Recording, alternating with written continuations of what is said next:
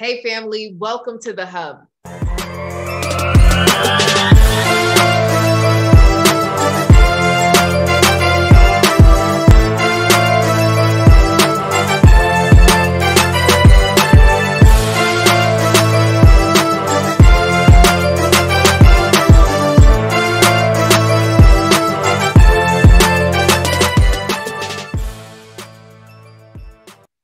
Today, I have Donnell, an engineer from South Florida. What's up, Donnell? What's going on? How's everybody doing tonight? How you doing, Coach Cass? I'm fabulous. I am fabulous, brother. I'm so excited that you agreed to be on the podcast, on the show. So we just want to get a little bit nosy, Donnell. So can you share with us a little bit of your love journey? Sure. I mean, I'm basically an open book, so I have no problem with any of this. I am turning 40 in a couple of months. It's all right. It happens. I've dated off and on for past, let's just say past 7 years, but I haven't really been serious with anybody. Like there's no titles, no, okay, everybody, this is my girlfriend. It's just, okay, hey, there's that girl, oh yeah. And everything is good. Yeah. The thing is, and I'll be the first person to admit, yes, there was some self-sabotaging on my end. A lot of people have trouble admitting that. But yeah, I will admit it, there was some self-sabotaging. But at the same time, I don't think I was mentally, emotionally, spiritually ready to be in a serious relationship at that time. Wow. So Yes. What do you think has shifted now? Well, would you say that you're mentally ready?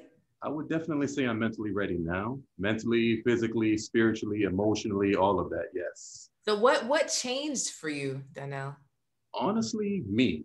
Like just the way I've seen life, the way I've seen things. Like I grew up like, okay, I don't want to stereotype and say, oh, Jamaican men, this, and this, but like with my cousin's influences, my uncles, everybody living their best life out there. Yeah, I have this girl here and this girl there and Ray. And it's like, I wasn't really looking to be, okay, I want to do this. Inside, I wanted to be that person. Like, if you meet any of my friends, they'll tell you, oh, Donnell, he's going to be a great dad one day.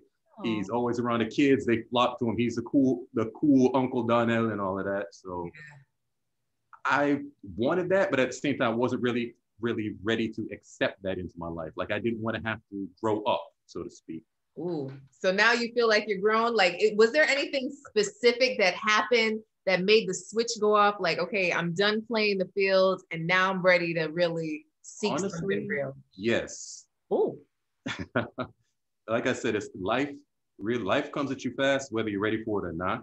Okay. And like just seeing a lot of my friends getting married, like, the saying, always a bridesmaid, never the bride, always a groomsman, never the groom. Yeah. Type of thing. Like I see them getting married, they're happy, they got their wives, they got their family started. That kind of started like nagging at me, like, you know what, it's getting to be that time. At the same time, I see my grandparents, my parents, everybody's getting older. It's like, life ain't waiting for me. I'm not in my 20s anymore. Like, it's time to grow. It's time to do something.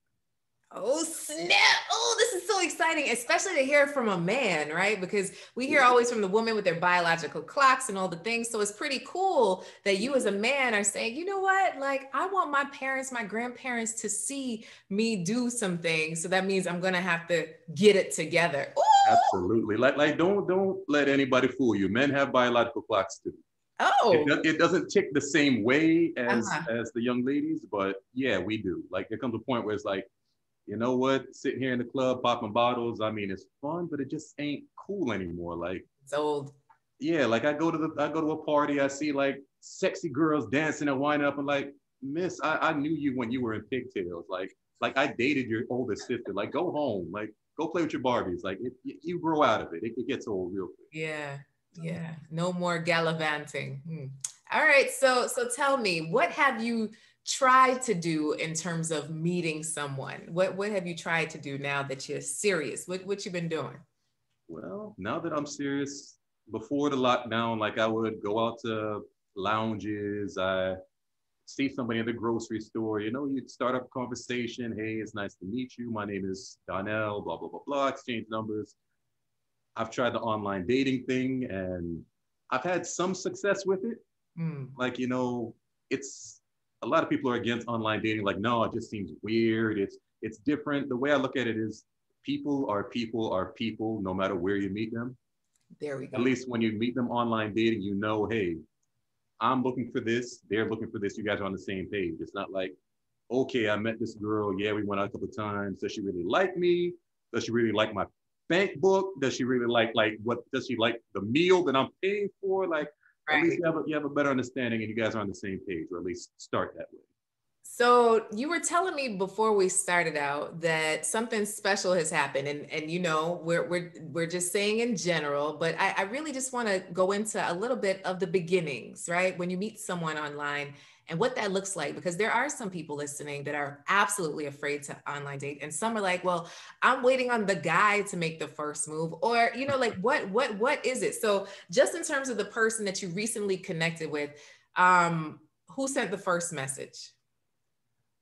I would have to say I sent the first message. Oh, yes, it's not an easy thing. Like, I don't care how old you get. When you first are in that phase, you're gonna have butterflies in your stomach. Like, okay, what do I type? What do I say? How do I come across as approachable? How do I keep the conversation going? Yeah. Like, it's not an easy thing to do. Like the person who I recently connected with, we met on, I don't know if I can say the name of the app. Yeah. Okay, fine. On Hinge. I don't sponsor her. On Hinge.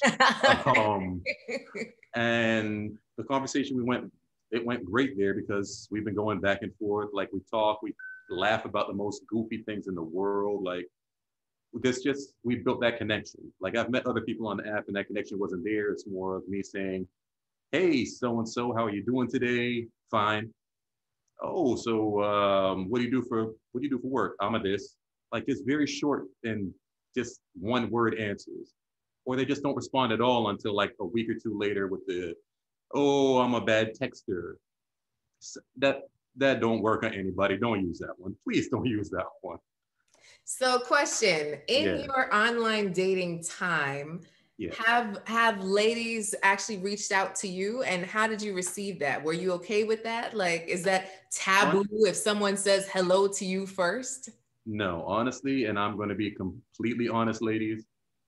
If you see somebody who catches your eye, go for it. Hey. You don't, somebody else will. And don't go with, oh, well, if it was meant to be, it would be. No, if you want it to be, get out there and make it happen. Yes. I love it. Oh my gosh. So that being said, I have used other apps like Bumble. It's great. I've met with a lot of people there. But the thing with that one is the woman has to make the first move. Like I said, I've matched with a lot of people on there, but nobody says anything. Oh. So I don't understand why to match, but still, it is fine. But yes, if you want something, ladies, go for it. It's an internal conflict, right? We were taught all of our lives that you're supposed to wait for the guy to make the first move, but online dating is a little different, right? It's just like, hey, I say you at least have to say hello. That's all we ask for. Hello is all it takes. Just something to open up that door and let us know you're interested. You want to see what could possibly come from. Yeah. So then now with this new person that you've connected with, have you guys gone on a date already? We have. We went out. It was for sushi, sake. Like, it was good. It was informal. There was no pressure. It's not like, all right, we're out here. Is she gonna kill me? Am I gonna kill her? Like, first dates, go someplace open. Definitely open, especially in these times. Mm-hmm. Someplace neutral, and just talk. Be open to whatever comes. I love it. Did you talk about your quarantining practices before you met up? Yes, we did, which is also very important.